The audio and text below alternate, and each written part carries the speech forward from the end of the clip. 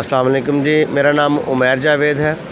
मैं super tough polygon Pakistan private limited company brand name super tough का नुमाइंदा हूँ। प्रोडक्ट डेवलपमेंट और एडवर्टाइजमेंट और कॉर्पोरेट सेल्स को मैं देखता हूँ, इनको मैं डील करता हूँ।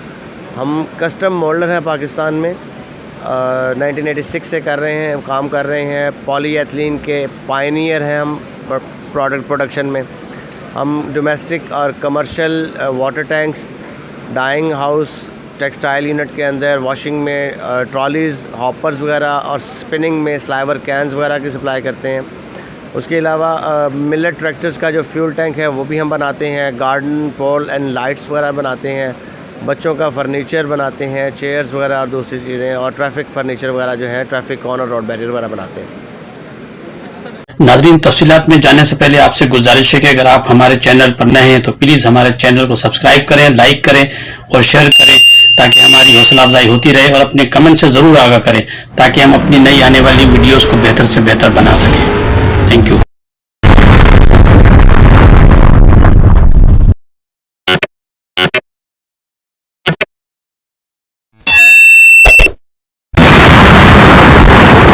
आप लोगों ने टेक्सटाइल एशिया में पार्टिसिपेट किया है, तो इसमें फर्स्ट टाइम किया है या इससे पहले करते रहे हैं, और इसके रिस्पांस के हवाले से आप क्या कहना चाहेंगे?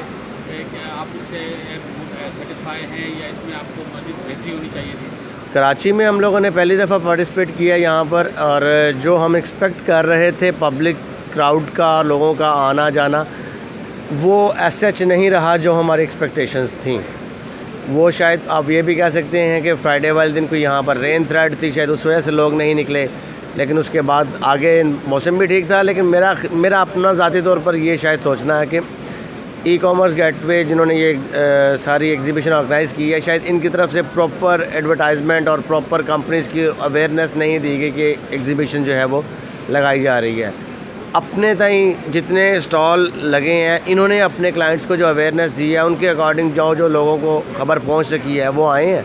और जो पब्लिक व्यूज़ हैं और जो जनरल पब्लिक का आना है वो कंपैरेटिवली कम, मुझे ऐसा लगता है कि कम रहा है एज़ कम्पेयर टू जिस तरह से लाहौर में एग्जीबिशंस होती हैं, तो हमें बैठने का टाइम नहीं मिलता।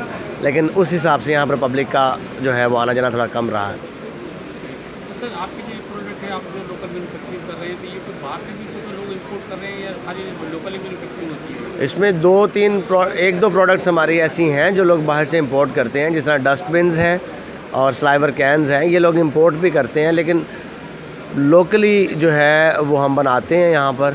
इंपोर्ट में इंजेक्शन में ज़्यादा प्रोडक्ट्स आती हैं, यहाँ पर हम रोटेशनल मोल्डिंग प्रोसेस के ज़रिए बनाते हैं, जो कि ड्यूरेबल ज़्यादा है कंपैरेटिवली इंजेक्शन के। अच्छा सर, आपकी जो प्लास्टिक प्रोडक्ट है, इसमें कुछ लोगों का कहना है कि यहाँ पे कुछ रिसाइकिल जो मटेरियल है, रॉ मटेरियल है, वो यूज़ होता है, जो कि बहुत डेंजरस होता है हेल्थ के लिए। उसके हवाले से थोड़ा सा ब्रीफ करेंगे क्या? जी बिल्कुल, प्लास्टिक में आजकल बड़े लोग कर रहे हैं, रिसाइकिल मटेरियल यूज़ कर रहे हैं, जो कि हेल्थ हैज़र्ड में आ जाता है। सर्जिकल प्रोडक्ट यूज़, बिल्कुल आप सही कह रहे हैं। सर्जिकल आइटम्स भी लोग जो है वो बॉटल्स और वो blood bottles, blood bag, hospital जो वेस्ट होती है वो भी यूज़ करते हैं।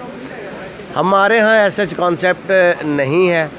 सुपर टफ एक ब्रांड है, एक सिंबल है क्वालिटी का। हम अपने कस्टमर्स को रिफ्यूज़ करना बेहतर समझते हैं गलत चीज़ देने से।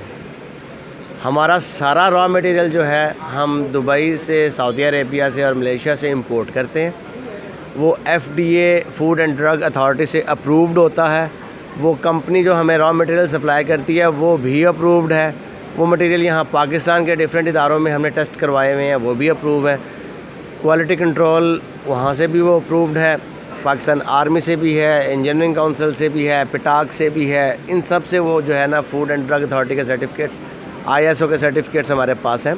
हम सारा मटेरियल वर्जिन और प्राइम ग्रेड यूज़ करते हैं। यही वजह है कि हमारा प्रोडक्ट कंपैरेटिवली दूसरे प्रोडक्ट से थोड़ा सा महंगा है, क्योंकि जब क्वालिटी लेनी है तो फिर थोड़ा सा पे भी करना पड़ेगा। अच्छा, इसमें और भी बहुत से पाकिस्तान में कंपटीटर आपकी प्रोडक्ट में हैं, तो उस हवाले से क्या कहना चाहेंगे? जैसे पाकिस्तान में सनराइज़ वगैरह है, वो भी सर किसी का नाम लेके किसी के मतलब बात करना मुनासिब नहीं, मैं अपने मतलब बता सकता हूँ। मतलब एक जनरली एक कंपटीशन होता है, तो उस हवाले जनरली एक जनरल सी बात है कि आप एक चीज़ प्रोडक्ट, एक सेम प्रोडक्ट आप एक जगह से ख़रीद रहे हैं, वो 1000 रुपये की है, और सेम प्रोडक्ट एक जगह से 200 रुपये की मिल रही है, तो buyer can check the difference and buyer can give the best experience कि जी वो क्या वजह है, वो इंसान खुद गेज कर सकता है।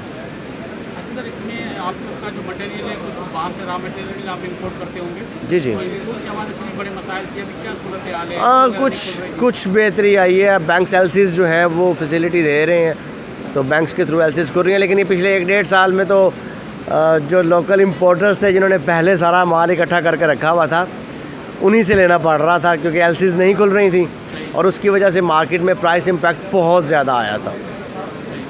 अच्छा, इसमें इंपोर्ट की प्रॉब्लम की वजह से अक्सर मैंने सर्वे किया है और इंटरव्यूज़ किए तो लोग लोकल मैन्युफैक्चरिंग में ज़्यादा आ गए पाकिस्तान में। पाकिस्तान में लोकल मैन्युफैक्चरिंग पहले भी बहुत ज़्यादा हो रही थी, अब भी बहुत ज़्यादा हो रही है।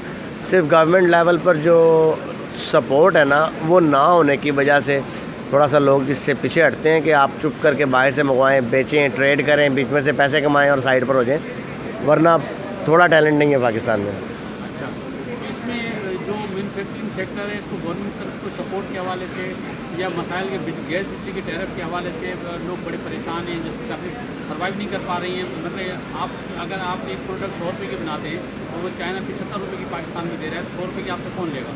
क्योंकि आपकी पैदावारी लागत ज़्यादा है, बिजली का टैरिफ ज़्यादा है, टैक्सेस ज़्यादा है। उस हवाले से कुछ कहना चाहेंगे? सर, टैक्स फ्री जोन पूरी दुनिया में है, अच्छा, यहाँ पर भी होने चाहिए। इंडस्ट्रीज़ को जो है वो लो रेट्स पर चीज़ें मिलती हैं, गैस मिलती है पूरी दुनिया में, बिजली मिलती है, फैसिलिटीज़ मिलती हैं, सिक्योरिटीज़ मिलती हैं, सब्सिडाइज रेट्स होते हैं, तो यहाँ पर भी होना चाहिए। जब लोग टैक्स दे रहे हैं तो definitely they should get reward from the government side as in shape of subsidies, तो चीज़ें ऑटोमेटिकली जो है वो विद इन एक्सेस आ जाएंगी लोगों के। एग्जीबिशन के हवाले से कुछ कहना चाहेंगे? क्या रोल होता है एग्जीबिशन का प्रमोट करने में, क्या पार्टिसिपेट करते रहते हैं? एडवर्टाइजमेंट, प्रमोशंस किसी भी बिज़नेस की बैकबोन है।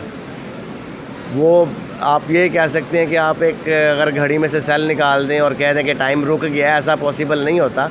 इसी तरह से एडवर्टाइजमेंट पर लगाया हुआ पैसा भी ज़ाया नहीं होता।